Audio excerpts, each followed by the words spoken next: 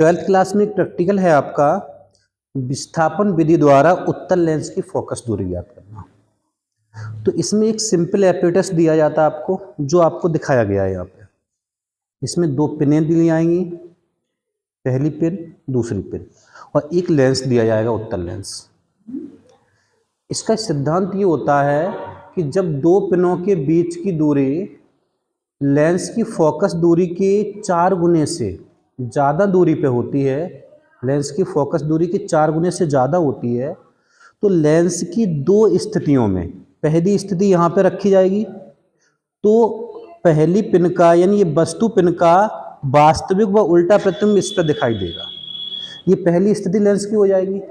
अब लेंस को हम डिस्प्लेस करके यहाँ से विस्थापित करेंगे, और विस्थापित करने के बाद यहाँ से इस तरफ से देखेंगे, तो फिर से अब ये वस्तु पिन हो जाएगी, ये प्रतिबिंब पिन होगी, फिर से इसका वही वास्तविक व उल्टा प्रतिबिंब इस पिन पर दिखाई देगा।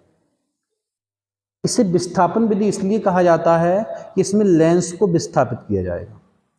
सबसे बड़ी बात यह है इसमें कि दोनों ही पिन रखी गई हैं, पिनों को लेंस की फोकस दूरी की 4 गुने से ज़्यादा दूरी पर एक बार हम सेट करेंगे इसे। उसके बाद पिनों को नहीं छेड़ना, बिल्कुल भी पिन को वहीं स्थिर रखना है, केवल विस्थापित करना है लेंस को। पहली स्थिति में लेंस को हम मानेंगे y1 स्थिति मान लेंगे लेंस की। उसके बाद दूसरी स्थिति को मान लेंगे y2। अब y2 वाली यानी दूसरी स्थिति में से पहली स्थिति को घटा देंगे, y2 माइनस के y1, तो लेंस का डिस्प्लेसमेंट यानी लेंस का विस्थापन आ जाएगा। उसे हम स्मॉल d से लिखेंगे। लेंस की यानी वस्तु पिन की स्थिति, या फिर कहें हम पहली पिन की स्थिति को x1 मानेंगे, दूसरी पिन की स्थिति को x2 मानेंगे। अब दूसरी पिन की स्थिति यानी x2 में से x1 घटा देंगे, तो क्या होगा, दोनों पिनों के बीच की दूरी a आ जाएगी। एक फॉर्मूला होता है,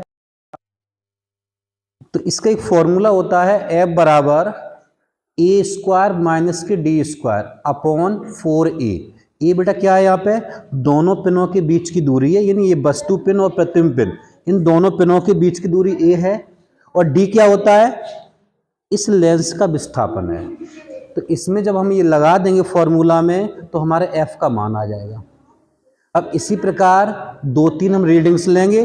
पहले बेटा मान लीजिए कि दोनों पिनों के बीच की दूरी मान लीजिए हमने 80 सेंटीमीटर ले ली, उसके बाद 70 ले सकते हैं। दोनों कंडीशन में हम लेंस की विभिन्न स्थितियां निकालेंगे, और इस प्रकार से हमारा क्या प्रैक्टिकल कंप्लीट होगा।